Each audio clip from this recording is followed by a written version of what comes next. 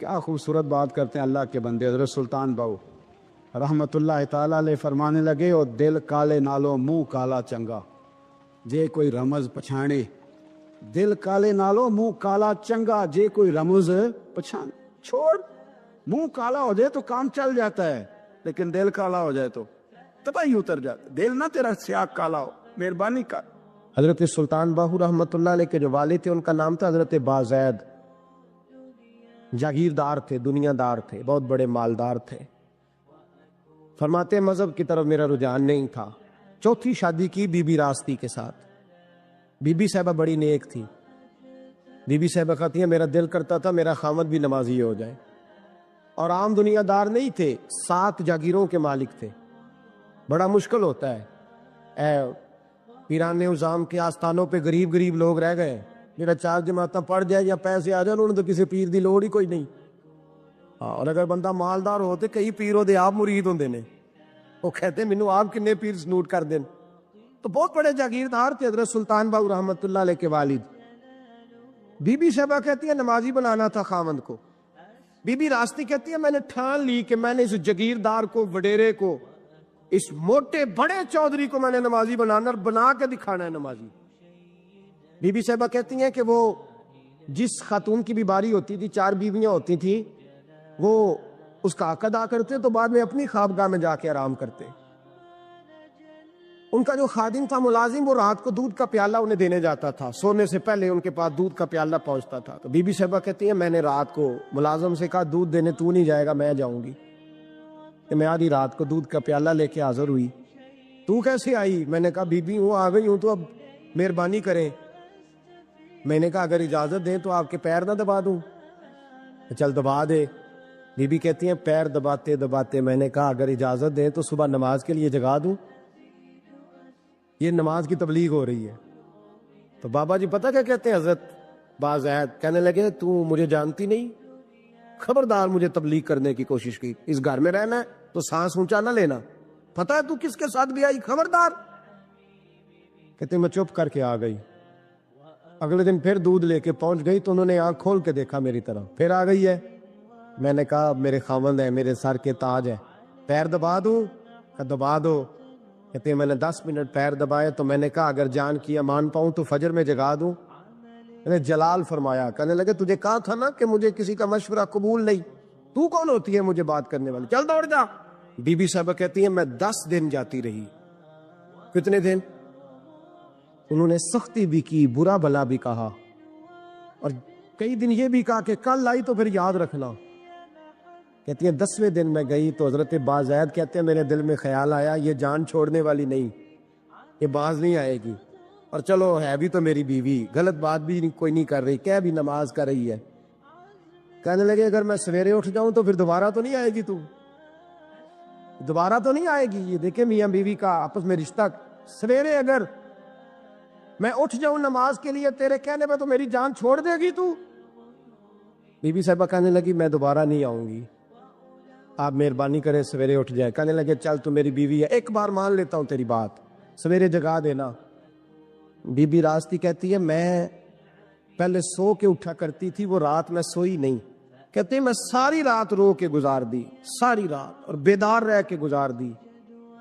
سویرے فجر کے وقت پانی گرم کیا، بغل میں مصلی لیا، خامد کو بیدار کیا، وضو کرایا، اور کہتی ہیں جب وہ اللہ اکبر کہہ کے سنتوں کی نیت باندھی تو میرے اس طرح آنسو گرے جیسے سیلاب آتا ہے اور دریا کا بند ٹوٹتا ہے، اور میں نے رو کے کہا مولا میرے اختیار میں یہیں تک تھا، میں مصلی پہ کھڑا کر سکتی ہوں، میں دل تو نہیں نہ بدل سکتی، وہ تیرے قبضے میں ہے، مقلب القلوب ہے، فضل کر اس کا دل بدل دے۔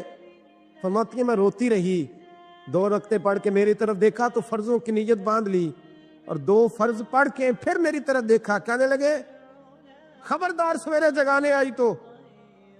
میں نے کہا جی نہیں جگاتی۔ میری طرف دیکھ کے کہنے لگے تو نہیں جگائے گی آج کے بعد میں تجھے نماز کے لیے جگایا کروں گا، میں تجھے جگاؤں گا۔ آپ فرمانے لگی وہ نمازی بن گئے، میں پہلے ہی نمازی تھی۔ جب ان 2 نمازیوں کا ملاپ ہوا تو اللہ نے سلطان باہو جیسا بیٹا عطا ہوا ہے، سلطان باہو جیسا بیٹا عطا فرمایا۔ حضرت سلطان باہو رحمت اللہ تعالی علیہ کے ایک خادم ہوئے ان کا اصل نام امیر بابا لکھا ہے بعض جگہوں پہ، لیکن ان کو کدن میاں، کڈن میاں، بڈھے میاں کئی ناموں سے یاد کیا جاتا ہے۔ بڑے درویش تھے، صاحب حضوری آدمی تھے۔ اکثر لوگ دم درود کرانے آتے تھے ان کے پاس۔ بزرگوں کے پاس لوگ آتے ہیں، اللہ کے بندے دعا کرتے ہیں تو اللہ خیر فرما دیتا ہے۔ آج کل کا زمانہ نہیں، اب تو دکانداری ہے نا، ٹوکن چلتے ہیں، تو اللہ تعالیٰ خیر کرے، حالات بڑے عجیب و غریب ہے۔ تو ان کے پاس لوگ آیا کرتے تھے دم کرانے۔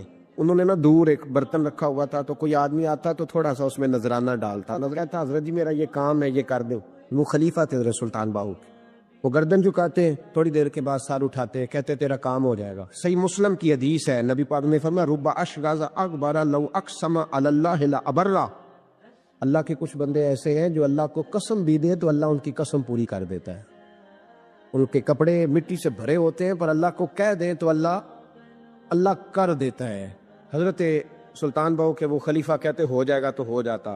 پھر کوئی بندہ آ کے کہتا جی نذرانہ ڈال دیا ہے تو کام، گردن چکاتے کہتے اپنے پیسے نکال کے لے جا، تیرا کام کوئی نہیں ہونا۔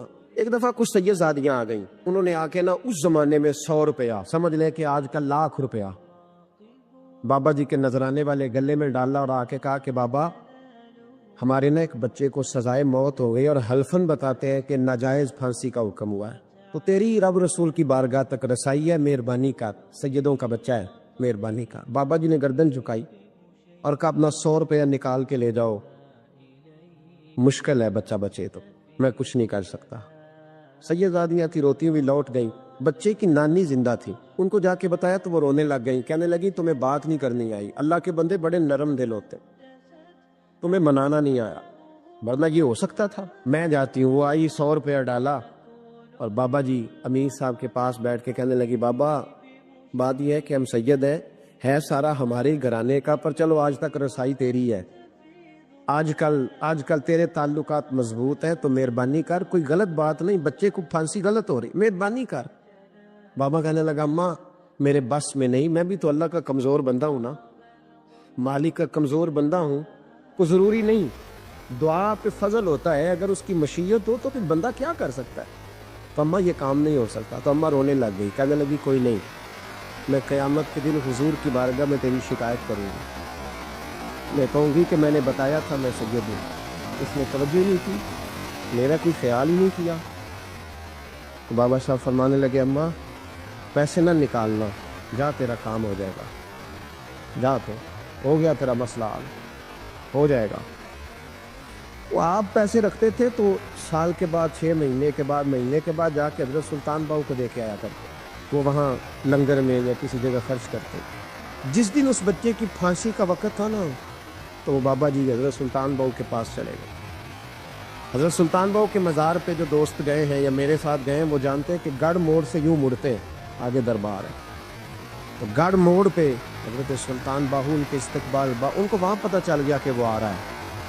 آئے دروازے گڑھ موڑ تک، مرید ساتھ تھے، تو حضرت سلطان باہو کہنے لگے یار تو نے اچھا نہیں کیا، اپنے خلیفے تو نے اچھا نہیں۔ کہنے لگے حضور چارہ کوئی نہیں تھا، سیدزادیاں آ گئی تھی، حضور کا خاندان تھا، میں کیا کرتا۔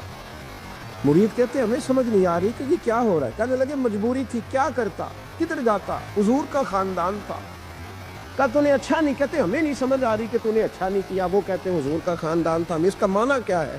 کہتے تھوڑی دیر گزری، بچہ وہاں سے رہا ہو گیا، حضرت سلطان باہو کے خلیفہ کا انتقال ہو گیا، وہ وصال کر گئے، وصال ہو گئے۔ آپ نے جنازہ پڑھایا، دفن کیا، تو غلام کہنے لگے حضور یہ ماجرا کیا ہے۔ آپ فرمانے لگے اس نے اللہ کے حضور دعا کی تھی کہ مولا جناب اسرائیل نے اس دن کسی نہ کسی کی روح لے نہیں آنا ہے نا، تو میری لے جائے۔ اب سیدزادیاں دروازے پہ آ گئی ہیں، تو سادات کو تو خالی نہیں نہ بھیجا جا سکتا، مصطفیٰ کا خاندان ہے، حضور میری روح لے جائی جائے اور اس سیدزادے کو چھوڑ دیا جائے۔ فرمایا اس نے اللہ کی حضور قربانی دے کے وَفَدَيْنَاهُ بِذِبْحٍ عَظِيمٍ۔ حضرت سلطان صاحب کہنے لگے ایسا کیتی جان حوالے رب دے، ایسا عشق کمایا ہے، اسی مرن تو پہلو ہی مر گیا، باہو تا مطلب نو پایا۔ حبیب اجمی ایک بزرگ تھے، ان کے پاس ایک شخص اکثر آتا تھا، بڑا مالدار تھا، ایک ہی بیٹی تھی، وہ بھی ٹانگوں سے معذور تھی۔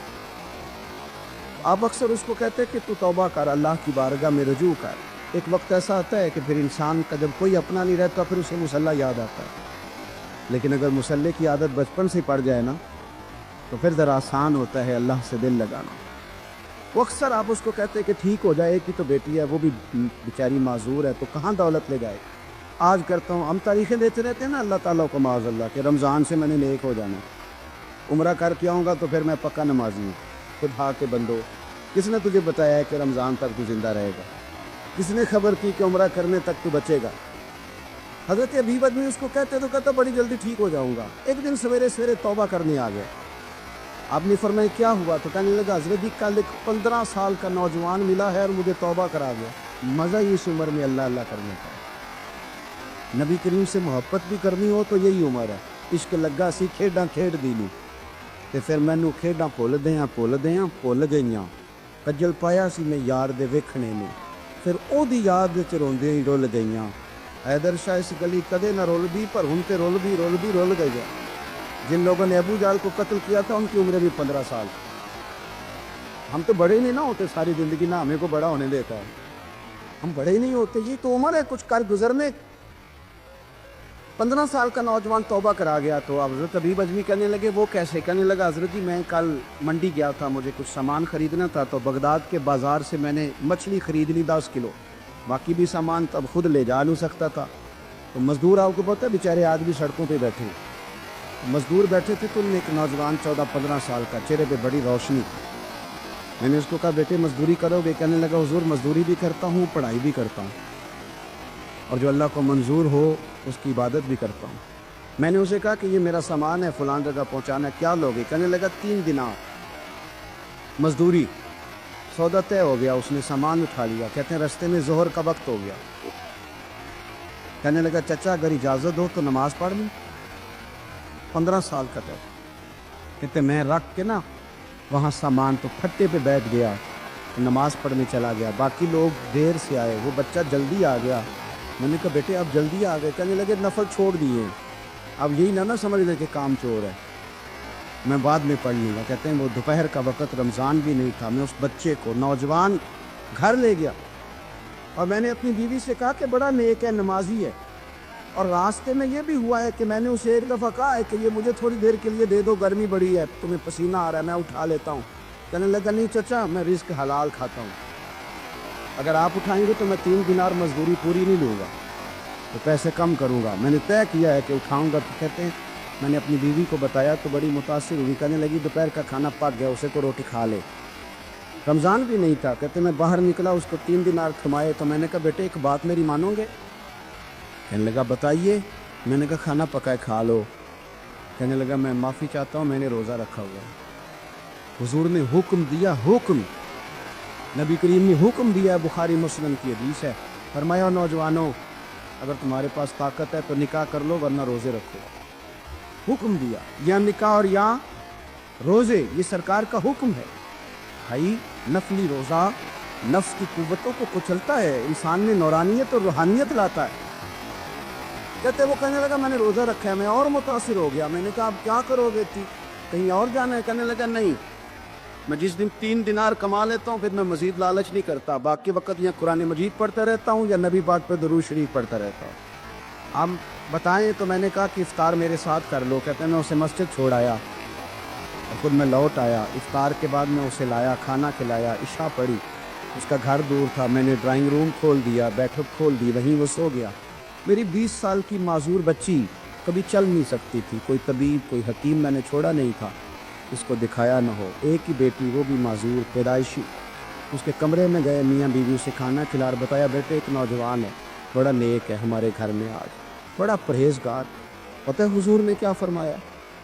نبی کریم فرماتے ہیں جب نوجوان اٹھ کے تہجد پڑھتا ہے نا نوجوان, تو اللہ فرشتوں کے سامنے اس نوجوان پر فخر فرماتا ہے. اللہ فخر کرتا ہے کہ عمر دیکھو دیکھو یہ میری بارگاہ. اللہ فخر کرتا ہے, اللہ یعنی خدا خود میرے مجلس میں اللہ فخر کرتا ہے. سوچے اور نے اپنی بیٹی کو بتایا کہ نوجوان ہے اور بڑا نیک ہے. تو کہتے ہیں وہ کھانا کھلا کے ہم واپس آ گئے. آدھی رات کا وقت ہوا تو دروازے پہ دستک ہوئی. بچی اپنے کمرے میں سو رہی تھی, ہم اپنے کمرے میں, وہ بیٹھک میں. گھبرا کے اٹھے کہ اس وقت کون ہے دروازے پہ؟ تو بیٹی کہنے لگی ابا دروازہ تو کھولنا. کہتے ہیں دروازہ کھولا تو 20 سال ہو گئے تھے بیٹی کو کبھی اس نے چل کے نہیں دکھایا تھا، کبھی دوڑ کے ادھر جاتی، کبھی ادھر آتی، کہتی الحمدللہ اللہ نے میری ٹانگیں ٹھیک کر دی۔ ہم دونوں رونے لگے، اے اللہ تو کتنا کریم ہے، کیسے ہوا بیٹے سارا کچھ؟ بیٹی کہنے لگی ابا آپ نے کہا تھا نا کہ نیک نوجوان آیا ہے، تو میرے دل میں خیال آیا اللہ اگر واقعی نیک ہے تو اس کے صدقے مجھے شفا ہی دے دے۔ یا ایھا الذین آمنوا اتقوا اللہ وابتغوا الیہ الوسیلہ، تو کہنے لگے ابھی میری دعا بھی پوری نہیں ہوئی تو رب کریم نے فضل کیا ہے اور مجھے شفا عطا کر دی۔ کہتے ہم دوڑ کے اس کے کمرے میں گئے اور جب ہم نے ہاتھ رکھا تو دروازہ پہلے سے کھلا تھا، ایک خط چھوڑ گیا تھا۔ آج کل کے پیر کی کرامت ہوتی تو فیس بک پہ دے دیتا، باقیوں کو بھی ذرا بول پتہ چلے۔ کہتے وہ خط چھوڑ گیا اپنے بستر پہ کہ اگر تم لوگوں کو مجھ سے محبت ہو گئی ہے تو میرے پیچھے نہ دوڑنا، اس رب کی بارگاہ میں جھکنا جس رب نے میرے اوپر بھی فضل فرمایا ہے اور آپ پر بھی کرم فرمایا۔ میرے نوجوان دوستو، سلطان محمود غزنوی کے زمانے میں نا چوریاں بڑی ہونے لگی، بڑی چوری، روز چور آ جاتے، سارا علاقہ پریشان ہے۔ چور تھے 4، جس گھر میں بھی آتے پیروں کے نشان ملتے 4 لوگوں کے، 4 چور ہیں پکڑے، بڑی دوڑ لگی، پولیس فوج، چور نہیں پکڑے جاتے۔ سلطان محمود غزنوی کہنے لگے تم سے نہیں پکڑے جائیں گے، میں ہی پکڑوں گا۔ کیا کروں گا بولیے گا ذرا؟ میں پکڑ کے لاتا ہوں۔ کہا جناب کیسے؟ فرمانے لگے دیکھ لو پکڑتا ہوں۔ سلطان محمود غزنوی نے نقاب ڈالا چہرے پہ، پرانے کپڑے پہنے، بازار میں نکل گئے، 4 چور کھڑے تھے سامنے۔ سلطان کو دیکھا تو دوڑنے لگے۔ آپ فرمانے لگے دوڑو نا، انا بشر مثلکم، میں بھی تمہارے جیسا ہی ہوں، میں بھی لباس آدمی پہنا جہان آدمی سمجھا۔ وہ مزمل بن کے آئے تھے، تجلی بن کے نکلیں گے۔ لباس آدمی پہنا جہان آدمی سمجھا، مزمل بن کے آئے تھے، تجلی نہ حلیم بید کھلا ہے یہ، نہ مقام چونو چرا ہے یہ، تو خدا سے پوچھ وہ کون تھے، تیری عظمتیں جو بڑھا گئے۔ سلطان کہنے لگے انا بشر مثلکم، نہ ڈرو میں تمہاری طرح کا ہی ہوں۔ ان بیوقوفوں نے سمجھا شاید چور ہے، کہا نا میں تمہاری طرح کا ہوں۔ انہوں نے کیا سمجھا؟ شاید لباس آدمی پہنا جہان آدمی، شاید چور ہے۔ انہوں نے کہا چلو جی طاق اداد ہو گئے، پہلے 4 تھے اب بیٹھ گئے، بات چیت ہونے لگی۔ سلطان کہنے لگے یار چور تم بھی چوریاں کرتے ہو، تو کتنی چوریاں آج تک کر لی ہیں؟ کہنے لگے بڑی کی ہیں یار، لیکن کوئی نہیں، تھوڑے سے پیسے ہوتے ہیں، 2-4 دن میں ختم ہو جاتے ہیں۔ سلطان کہنے لگا چلو یہ تو بتاؤ کہ کوالٹی بھی ہے تمہارے اندر؟ ایک شخص کہنے لگا جی میرے اندر کوالٹی ہے، جانور بولے تو اس کی بولی سن کے بتا دیتا ہوں کہ یہ کیا کہہ رہا ہے۔ دوسرے سے پوچھا تو بھائی؟ کہنے لگا جی میرے اندر کوالٹی ہے کہ جتنی مرضی اونچی دیوار ہو، رستہ کوئی نہ ہو، میرا کام ہے چڑھ جانا۔ تیسرے سے پوچھا تو بتا؟ کہنے لگا میری خوبی یہ ہے کہ میں سونگ کے بتا دیتا ہوں پیسے کہاں رکھے ہوئے ہیں۔ سلطان مسکرا کے کہنے لگے ساری چوروں والی کوالٹی ہے، پکے چور، چوروں والی کوالٹی ہے ساری تمہارے اندر۔ خیر چوتھے سے پوچھا تو بتا؟ تو بتا؟ کہنے لگا جی میری کوالٹی یہ ہے کہ جس کو رات کے اندھیرے میں نقاب میں دیکھ لوں، سویرے پہچان لیتا ہوں بندہ کون تھا۔ چھپا ہوا دیکھوں گا پر سویرے مجھے اندھیرا ہوگا، نقاب ہوگا، پر میں سویرے پہچان لوں گا۔ سلطان سے کہنے لگے ہم نے تو بتا دی، آپ بھی بتائیں۔ تو سلطان محمود کہنے لگے میری کوالٹی یہ ہے کہ بندہ پھانسی لگنے لگے، میں داڑھی ہلاؤں تو پھانسی سے اتر جائے گا۔ پھانسی لگنے لگے، میرا کام ہے داڑھی ہلانا اور بندہ پھانسی سے فارغ۔ مطلب کیا بات ہے؟ کہتے ایڈریس سب کے لے لیے۔ سلطان کہنے لگا یار تھک گئے، چوری ککھ دی دی تو چوری لکھ دی دی، تو آج بادشاہ کا گھر نہ لوٹے؟ روز جو تھوڑی تھوڑی کرتے ہیں تو بڑا ہاتھ مارتے ہیں، کچھ ہاتھ تو آئے نا۔ کہنے لگے یار تو بڑا دلیر چور ہے، پہلے دن آیا اتنی دلیری۔ کہنے لگے چلو آج سلطان کا گھر لوٹتے۔ چلے محمود غزنوی کے گھر کی طرف۔ جب پہنچے نا دروازے پہ تو کتا بھونکنے لگا، جو کہتا تھا نا میں پہچان لیتا ہوں، وہ کہنے لگا کتا کہہ رہا ہے تمہارے اندر ایک بادشاہ بھی ہے، بادشاہ ہے۔ تو باقی 3 کہنے لگے عجیب بیوقوف ہے، ہم تو ایک جیسے ہیں سارے۔ انہوں نے کہا نہیں انا بادشاہ مثلکم، تو پاگل ہے، آج تجھے غلطی لگ گئی۔ دیوار بڑی اونچی تھی، وہ جو کہتا تھا نا چڑھ جاتا ہوں وہ چڑھ گیا، رسا پھینکا باقی بھی چڑھ گئے۔ وہ جو کہتا تھا سونگ کے بتا دیتا ہوں، اس نے بتا دیا کہ اس کمرے میں خزانہ ہے۔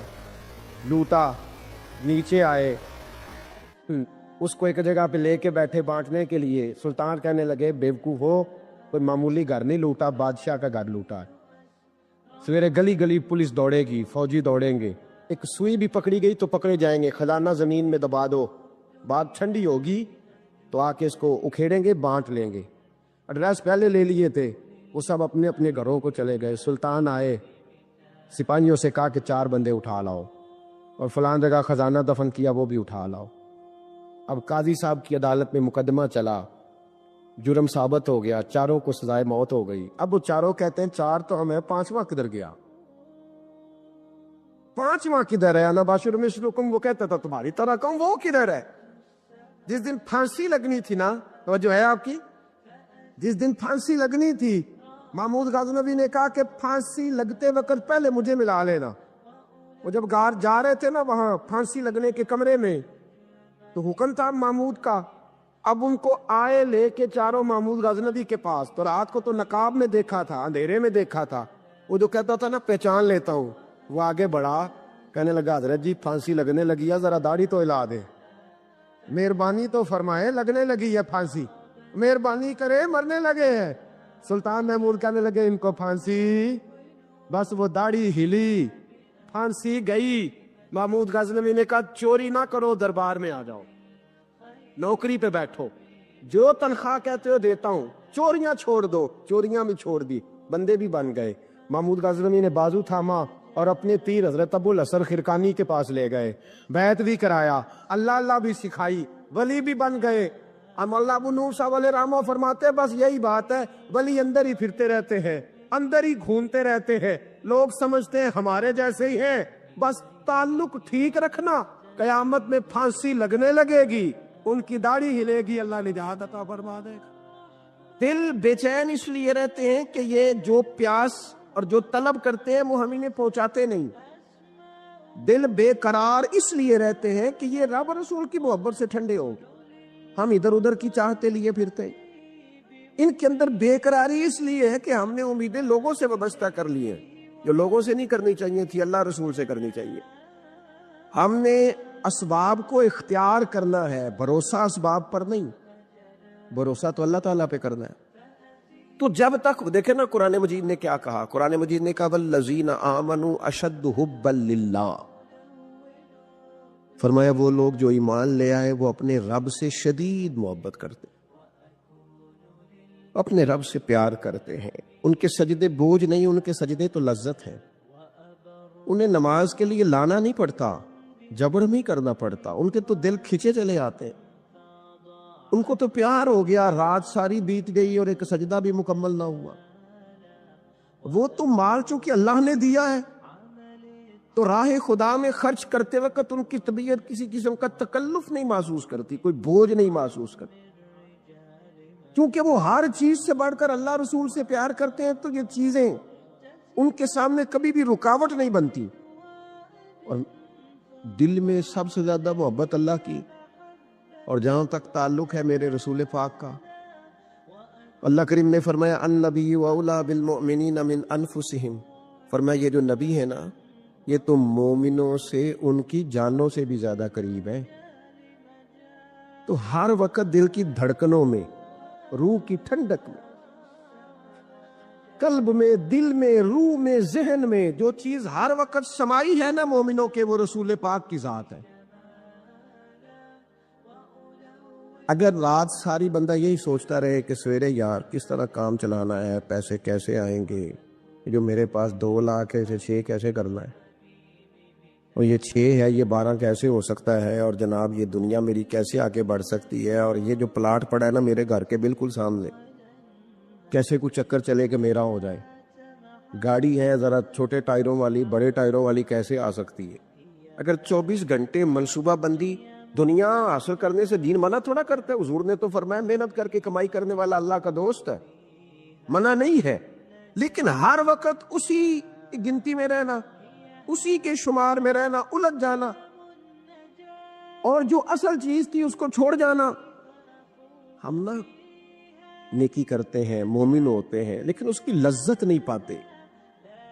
یعنی اگر نماز پڑھ کے بھی بندہ قرار نہ حاصل کرے, اگر وہ خیرات کر کے بھی اس کی ٹھنڈک نہ محسوس کرے، مسجد آ کے محفل کرا کے محفل میں بیٹھ کے پھر بھی اس سے کوئی روحانیت نہ پا سکے، اس نے بیسیوں علماء سنے، اس نے درجنوں خطباء سنے، اس نے ساری زندگی گزار دی، لیکن اس کے دل کی کیفیت ہی نہ بدلی، وہ لذت خاص ہی اسے نصیب نہ ہو، تو پھر اسے سوچنا چاہیے نا کہ دل میں نا اللہ تعالیٰ نے نا ہر چیز دو دو بنائی ہے، ہونٹ دو، آنکھیں دو، کان دو، ہاتھ دو، پیر، دل اللہ نے ایک ہی بنایا۔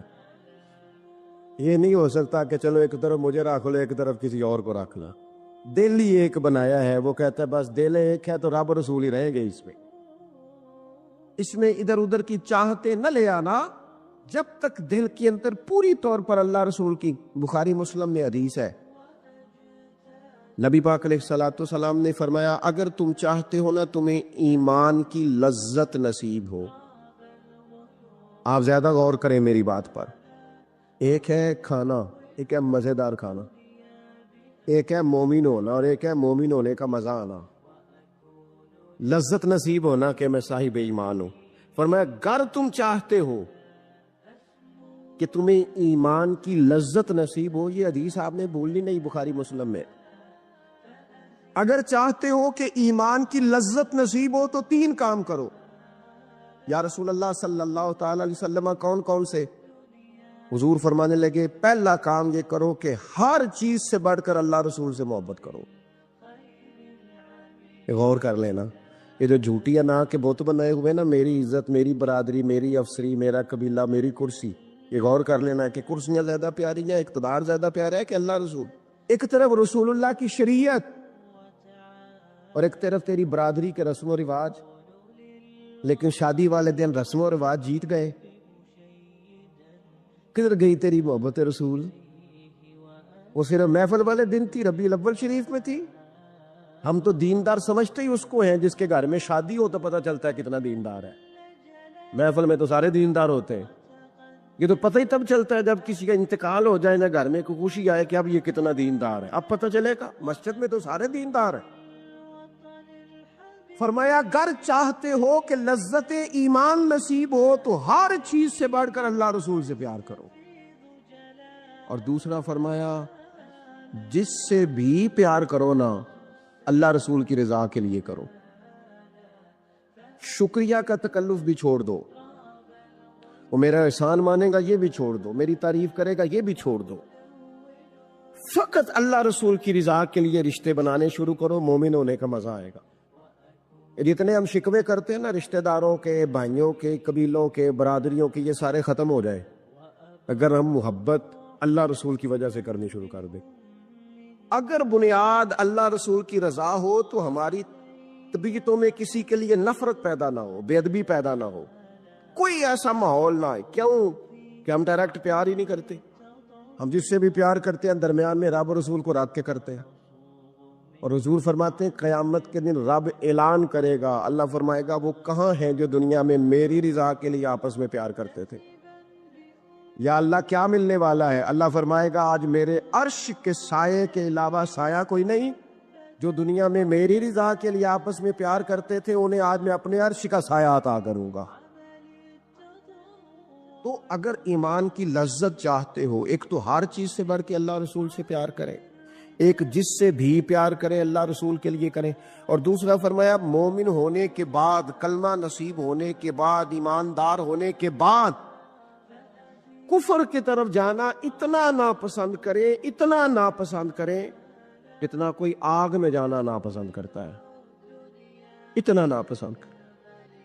اگر یہ ذہن بن گیا پھر لذت نصیب۔ میں آپ سے عرض کروں میرے عزیزو، ہم نا تھکی تھکی سی زندگی گزارتے ہیں، بور سا وقت گزارتے ہیں، الجھے ذہن رہتے ہیں، بکھری سوچیں رہتی ہیں، ٹوٹے خیالات، پختگی نہیں باتوں میں، مضبوط نہیں افکار۔ کسی نے مشورہ دیا تو 10 منٹ کچھ اور سوچ لیا، اگلے سے بات کی تو پھر پچھلے کی بات ختم ہو گئی، اپنی زندگی میں مضبوطی نہیں۔ او خدا کے بندو، ہمیں تو ایک سادہ سا اسلوب دے دیا گیا ہے کہ تم ہر چیز سے بڑھ کے رسول پاک سے محبت کرو، تو جب پوری طرح وہ محبت نصیب ہو جائے گی، جب پوری طرح وہ چاہت مل جائے گی، جب پوری طرح وہ خلوص نصیب ہو گیا، للہیت مل گئی، اللہ رسول کی بارگاہ نصیب ہو گئی، آپ یقین کریں حضور کی محبت بندے کو پکا کر دیتی ہے، اس کی سوچوں کو مضبوط کر دیتی ہے، اس کے اندر استقامت لاتی ہے رسول اللہ کی محبت، انسان طاقتور ہو جاتا ہے۔ میں تقریر نہیں کر رہا، جذبات کا اظہار کر رہا ہوں۔ میں آپ سے داد نہیں چاہتا، میں آپ کی ذہن سازی چاہتا ہوں۔ آپ بھلے میری بات پر کوئی سبحان اللہ ماشاءاللہ نہ کہیں، لیکن میرے درد دل کو سمجھے میں کیا کہنا چاہتا ہوں۔ دوستو، حضور کی محبت مضبوط کرتی ہے، مضبوط طاقتور کر دیتی ہے۔ نہ سمجھ آئے تو سیدنا بلال سے پوچھ کے دیکھو، پوچھ کے دیکھو، مار پڑتی جاتی ہے، محبت طاقتور ہوتی جاتی، تانے ملتے جاتے ہیں، محبت مضبوط ہوتی جاتی ہے۔ نہ سمجھ آئے تو سیدنا سلمان فارسی سے پوچھو، سالوں بیت گئے، ڈھونڈتے، تلاش کرتے، آتے حضور کی بارگاہ میں حاضری دیتے، غلامی کرتے، کہاں سے چلے کہاں پہنچے۔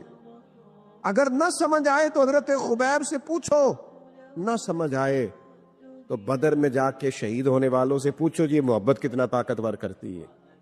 حضرت انس بن نضر سے پوچھو میدان احد میں کہ یہ محبت افکار کو زندہ کرتی ہے، روح کو تازہ کرتی ہے۔ بندہ نہ زیادہ باتوں سے ویسے ہی بچ جاتا ہے، ایک شے صرف یاد کرنی پڑتی ہے، ایک شے، علم و بس کریو یار اے ہوئی حرف تینوں درکار۔ اعلیٰ حضرت فرماتے ہیں اے عشق تیرے صدقے ہم جلنے سے چھٹے سستے، جو آگ بجھا دے گی اب وہ آگ لگائی ہے، جو آگ بجھا دے گی اب وہ۔ اور پھر اعلیٰ حضرت فرماتے ہیں کہ یاد رکھنا جان ہے عشق مصطفیٰ، روز فزوں کرے خدا، اور جس کو ہو درد کا مزہ، جس کو ہو درد کا مزہ، ایک ہوتا ہے شفا کا مزہ، ایک ہوتا ہے بیماری کا مزہ۔ یہ حضور کی محبت کی وہ والا درد ہے کہ یہ مزیدار ہے۔ اعلیٰ حضرت فرماتے جان ہے عشق مصطفیٰ، روز فزوں کرے خدا، وہ لوگوں جس کو ہو درد کا مزہ، وہ ناز دوا اٹھائے کیوں، اور پھر کے گلی گلی تباہ، ہم ٹھوکریں سب کی کھائیں کیوں، اور دل کو جو عقل دے خدا تو تیری گلی سے جائے کیوں، دل کو جو عقل دے خدا تو تیری گلی سے جائیں کیوں۔ صحابی بیٹھے ہیں نا نبی پاک کی بارگاہ میں، اور دیر سے بیٹھے اور جم کے بیٹھے، بٹھا کے اپنے محبوب کو اپنے پہلو میں، جو لوگ کچھ نہیں کرتے وہ بھی کمال ہی کرتے، دیر سے بیٹھے اور بیٹھے تو نبی کریم نے فرمایا جاؤ کوئی کام بھی کرو۔ اٹھے، ستون کی اوٹ سے ہو کے واپس آ گئے، کہنے لگے یا رسول اللہ آپ کے بغیر دل ہی نہیں لگتا، تو طبیعت ہی نہیں جمتی، کہیں نظر ہی نہیں ٹھہرتی۔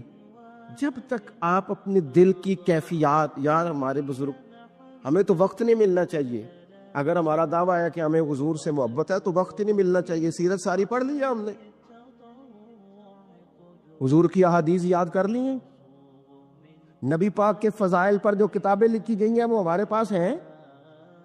کیا آج صبح سے لے کر اب تک 1100 بار درود شریف نصیب ہوا ہے؟ کیا اگر حضور سے محبت ہے تو ہمارے دل میں نبی پاک کی امت کا درد ہے؟ حضور پر نازل ہونے والے قرآن مجید کو ہم نے سمجھا ہے؟ دین اسلام کی روشن تعلیمات کے ہم کتنے قریب گئے ہیں؟ فارغ وقت آپ کیا جی میں آج کل بور ہوتا ہوں، تو بھئی آپ کتاب خریدیں حضور کی سیرت پر، پڑھیں شاہ عبدالحق محدث دہلوی نے کیا لکھا ہے، پڑھیں حضور کے فضائل کمالات، پڑھیں شفا شریف قاضی اعجاز کیا لکھتے ہیں۔ لیکن زندگی تو ادھر ادھر ضائع ہو رہی ہے۔ محبت والا تو اپنا ٹائم، یہاں تو کسی کو پیار ہو جائے نا اپنے گھر سے تو قربانی دیتا ہے، کہتا ہے آپ سب لوگ کھائیں گے، میں پردیس میں جا کے کماؤں گا۔ پیار ہو گیا نا تو اس نے جدوجہد کی، اس نے عمر گزار دی۔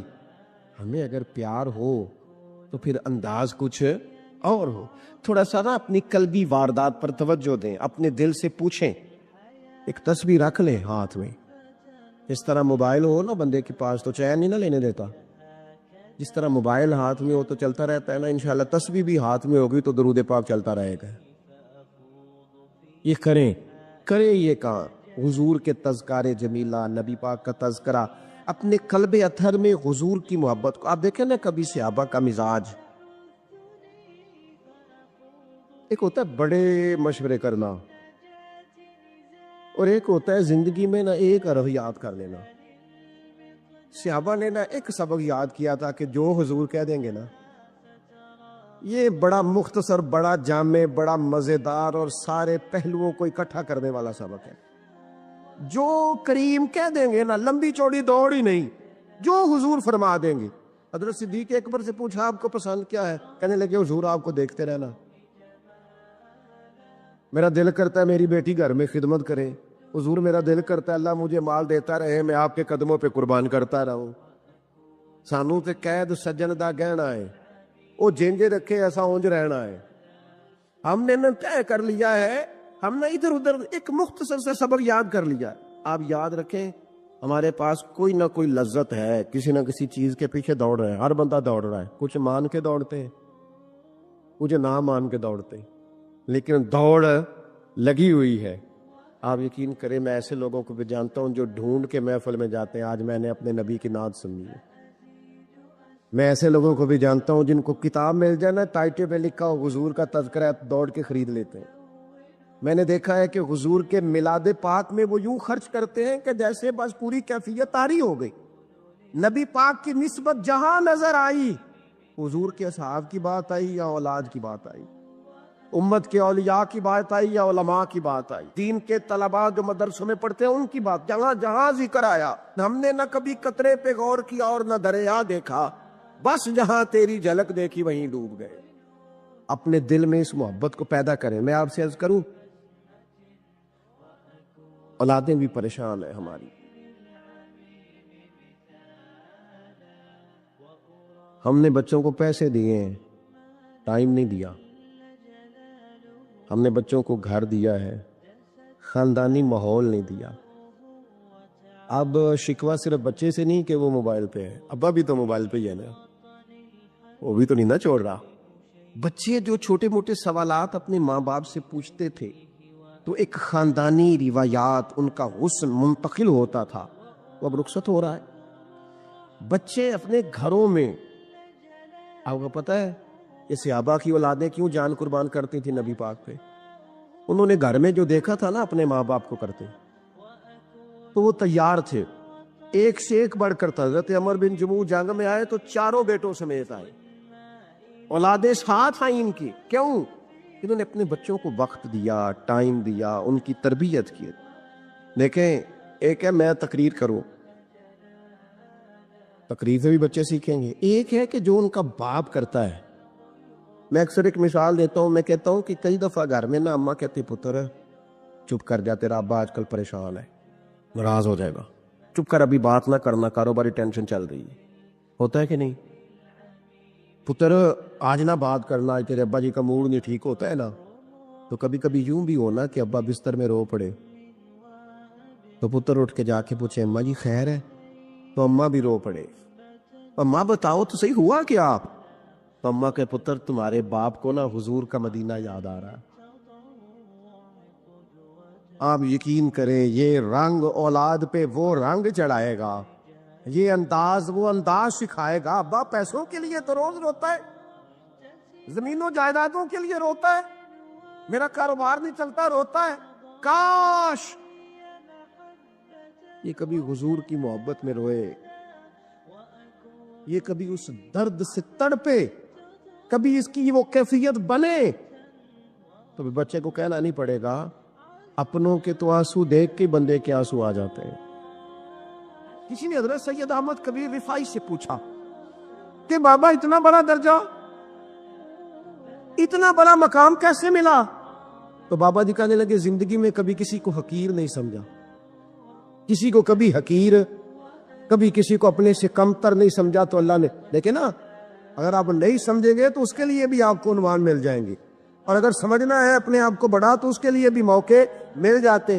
حضرت شفیق بلخی بہت بڑے صوفی بزرگ ہوئے پر نوجوان تھے، جوانی میں ہی اللہ نے بڑا مرتبہ دیا. حضرت عبداللہ بن مبارک بوڑھے تھے، دونوں ایک محفل میں اکٹھے ہوئے. اب بغداد سارا ماننے والا تھا اور دونوں کا ماننے والا تھا. آخر میں دعا بزرگ کرایا کرتے تھے محفل کے اختتام پر. حضرت شفیق بلخی جناب عبداللہ بن مبارک سے کہنے لگے آپ دعا کریں، آپ دعا کریں، آپ بزرگ ہیں، اب جس نے جو ماننا ہے اسے اس کے لیے عنوان بھی مل جائے گا۔ حضرت سیدنا عبداللہ بن مبارک کہنے لگے بیٹے تو دعا کر، تیری عمر تھوڑی ہے، تیرے گناہ بھی تھوڑے ہیں، تیری عمر تھوڑی ہے، تیرے گناہ بھی تھوڑے ہیں۔ تو سیدنا شفیق بلخی کہنے لگے نہیں حضور آپ دعا کریں، آپ کی عمر زیادہ ہے تو نیکیاں بھی تو زیادہ ہی ہے نا، نمازیں بھی تو آپ کی زیادہ ہے نا، روزے بھی تو زیادہ، رمضان بھی تو آپ کی عمر میں زیادہ ہے نا، آج بھی تو آپ نے زیادہ۔ اگر آپ نے کسی کو اپنے سے بڑا سمجھنا ہے تو عنوان آپ کو مل جائے، چھوٹا سمجھنا ہے تو اس کے لیے بھی عنوان آپ کو۔ بات یہ ہے کہ آپ کیا کرنا، اگر آپ کسی کو حقیر سمجھنا چاہتے ہیں تو بات ختم ہو گئی۔ سید احمد کبیر رفاعی فرماتے ہیں زندگی بھر کبھی کسی کو حقیر نہیں سمجھا، اللہ کی ساری مخلوق کی کیا بات ہے۔ اللہ قرآن میں کہتا ہے ان اللہ لا یستحی ان یضرب مثلا ما بعوضۃ فما فوقها، اللہ شرم نہیں کرتا کہ ایک مچھر کی مثال بیان کرے یا اس سے بھی کم تر۔ اللہ مچھر کی بات کرتا ہے اتنا بڑا ہو کے، وہ کہتا ہے میں کروں گا، میری مخلوق جو ہے میری مخلوق۔ حضرت احمد کبیر رفاعی فرمانے لگے میں نے کبھی کسی کو حقیر، بولیے کبھی کسی کو حقیر، ہم لوگوں کے پاس عنوان بڑے حقیر سمجھنے کے لیے ہم سمجھ لیتے ہیں۔ امیر آدمی کہتا ہے غریب محنت کیوں نہیں کرتا، محنت کرے امیر ہو جائے گا، عنوان ہوا کہ نہ تنقید کرنے کا۔ 4 بچے ہیں کریں کمائی امیر ہو جائیں گے، اب وہ حقیر سمجھ رہا ہے غریب کو، غریب بھی امیر کو حقیر سمجھتا ہے، وہ بھی کہتا ہے جو اس نے کمایا سارا ہی حرام ہے، جائز 1 پیسہ نہیں، اس نے بھی حقیر سمجھ لیا، یعنی وہ یہ کہہ رہا ہے کہ میں حلال کھاتا ہوں، یہ امیر حرام کھاتے ہیں، تو بات ختم ہو گئی، اس نے بھی حقیر سمجھ لیا، اس نے بھی حقیر سمجھ لیا، اب عنوان ہی تھا نا، اگر عنوان بدل لیتے تو بات بن جاتی۔ امیر اگر یہ کہتا کہ میں اس غریب کی مدد کروں گا اس لیے کہ پیسے محنت سے نہیں ملتے خدا کے فضل سے ملتے ہیں، تو وہ یہ نہ کہتا کہ یہ محنت کرتا تو آگے چلا جاتا، اور غریب اگر سمجھتا اس بات کو تو یہ نہ کہتا امیر سارے حرام ہی کھاتے ہیں، وہ کہتا بھئی رب نے جو میرے لیے پسند کیا مجھے دیا، جو اس کے لیے پسند کیا اسے دیا، بات ختم ہو گئی، جھگڑا ختم۔ عنوان تو مل جائے گا آپ کو، مثبت بھی اور منفی بھی، تو اچھی بات نہیں کہ مثبت اختیار کریں۔ سید احمد کبیر رفاعی کہتے ہیں میں گزر رہا تھا، ایک دن میرے ساتھ ایسا ہوا کہ میں گزر رہا تھا کھیت کے اندر سے، ادھر بھی پانی تھا ادھر بھی پانی تھا، ہوتا ہے نا پانی پانی ہوتا ہے فصلوں میں کئی دفعہ، کب ہوتا ہے زیادہ پانی؟ نہیں جب کدو قریب ہے جی، اور جب کدو کرتے ہیں نا تو دونوں جانب پانی بھرا ہوتا ہے نا جی، وہ ٹریکٹر بھی پانی میں چلتا ہے، میں پنڈو ہوں نا مجھے زیادہ پتا ہے کیا حالات ہوتے ہیں، تو وہ ادھر بھی پانی ادھر بھی پانی، تو درمیان میں سے وہ مڈیر ہوتی ہے چھوٹی سی، بات ٹاکھی تھا اپنی زبان ہے، تو کہتے ادھر بھی پانی تھا ادھر بھی پانی تھا۔ سید احمد کبیر رفاعی کہتے ہیں میں گزر رہا تھا، عصر کی نماز کا ٹائم ہو گیا، میں جلدی جلدی جا رہا، سامنے سے کتا آ گیا۔ انسان اشرف المخلوقات ہے، لیکن وہ اللہ کا شکر کرے گا کہ اس نے مجھے اشرف بنایا ہے، یہ نہیں کہہ سکتا کہ یہ مخلوق حقیر ہے یہ بری ہے، یہ نہیں کہہ سکتا، شکر کرے کہ مجھے اللہ نے اشرف۔ سید احمد کبیر رفاعی کہتے ہیں کتا آ گیا سامنے سے، اب کتا آیا تو مجھے جلدی تھی، کتا بھی بھیگا ہوا تھا، اب میرا دل کرے کہ کتا نیچے اترے تو میں گزروں، کتا کھڑا ہے کہ یہ سائڈ پہ ہو تو میں گزروں، کہتے ہیں دیر ہو گئی، تو مجھے ڈر لگتا تھا، میں نے کبھی کتے کو بھی نہیں جھڑکا تھا، کبھی کتے کو بھی، اپنی اتنی حیثیت ہی نہیں، جھڑکا ہی نہیں کبھی کسی۔ آپ فرماتے ہیں دیر ہو گئی تو میں نے کہا یا اللہ، حضرت سید احمد کبیر کہتے ہیں میں نے کہا یا اللہ اس کتے کو زبان ہی دے دے، میں اسے کچھ سمجھا ہی دوں، اسے زبان ہی دے دے، تو قادر مطلق ہے، میں اسے زبان دے دی۔ تو میں نے کتے سے کہا نیچے اتر جا، میں نے نماز پڑھنی ہے، تو کہنے لگا بابا جی آپ اتر جائیں، آپ اتر جائیں، آپ اتر جائیں، میں کیوں اتروں؟ تو سید احمد کبیر رفاعی کہتے ہیں میں نے اس سے کہا کہ بات یہ ہے کہ میرے اوپر نماز فرض ہے، تیرے اوپر فرض نہیں، تو میں نے نماز پڑھنی ہے، اگر میں کھیت میں اتر گیا تو کیچڑ ہے، میرے کپڑوں کو مٹی لگ جائے گی، پتہ نہیں پانی پاک ہے کہ ناپاک ہے، تو اتر جا، تیرے اوپر نماز نہیں فرض ہے، تو مجھے جانے دے۔ تو سید احمد کبیر رفاعی کہتے ہیں اس نے ایسی بات کی کہ میرے اوپر وجد طاری ہو گیا، کتے نے بات کی تو میں کانپنے لگا، راتی جاگے شیخ سداوے، راتی جاگ دے کتے تیتھوں کتے، مالک دا در مول نہ چھڑ دے، پاوے مارو 100 جتے تیتھوں کتے، وہ ایک برکی کا قدر پچھانل، پاوے مالک ہو من ستے تیتھوں کتے، رکھا سکھا کھا ਦਿਨੇ ਜਾ ਰੁੱਖਾਂ ਵਿੱਚ ਸੁੱਤੇ ਤੇ ਤੈਥੋਂ ਉੱਤੇ ਉੱਠ ਬੁੱਲਿਆ, ਚੱਲ ਯਾਰ ਮਨਾ ਲੈ ਨਹੀਂ ਤੇ ਬਾਜ਼ੀ ਲੈ ਗਏ ਨਹੀਂ ਕੁੱਤੇ। ਉੱਠ ਬੁੱਲਿਆ, ਚੱਲ ਯਾਰ ਮਨਾ ਲੈ नहीं तो बाजी ले गए कुत्ते। ते तैथों उत्ते सैयद अहमद कबीर रिफाई कहते हैं, वो मुझे कहने लगा आप उतर जाए। तो मैंने कहा भाई मेरे ऊपर नमाज फर्ज है, तेरे ऊपर फर्ज नहीं, तू उतर जा, मेरे कपड़े आलूदा हो जाएंगे तो क्या करूंगा। तो कहते हैं उसने बात की तो मैं घबरा गया और छलांग लगा के मैं खेत में उतर गया।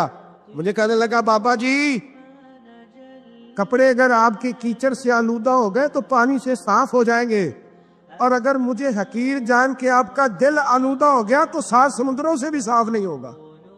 कपड़े पानी से धुल जाएंगे और दिल अगर तकब्बुर से आलूदा हुआ तो 7 समुद्रों से भी सही हो सकता। ना ना ना, हकीर नहीं जानना, ना मौलवी को, ना सूफी को, ना दरवेश को, ना खेत में काम करने वाले को, ना पट्टे पे मजदूरी करने वाले को, ना गाड़ी का शीशा साफ करने वाले को, ना तेल डालने वाले को, ना किसी को हकीर ना जान, ना किसी के हाल पे तंज कर, ना किसी के गम का मजाक उड़ा, वो जिससे चाहे जैसा नवाज दे। ये मिजाज लुत्फ रसूल है। ना ना कोई आया लेके चला गया, कोई उम्र भर भी न पा सका, मेरे मौला तुझसे गिला नहीं, ये तो अपना अपना नसीब है। भाई हकीर नहीं जानना। सैयद अहमद कबीर रिफाई फरमाते हैं वो कुत्ता तो गुजर गया, मैं दौड़ा घर गया, जाके मैंने गुस्ल किया, कपड़े बदले। फरमाते हैं पहले भी मैं असर पढ़ता था, पर आज जब नमाज पढ़ी तो बड़ा ही मजा आया। मैं सर सजदे में रखूं, मेरा उठाने को जी ही ना चाहे, मैं रुकू में जाऊं तो मेरा सर उठाने को दिल ही ना चाहे।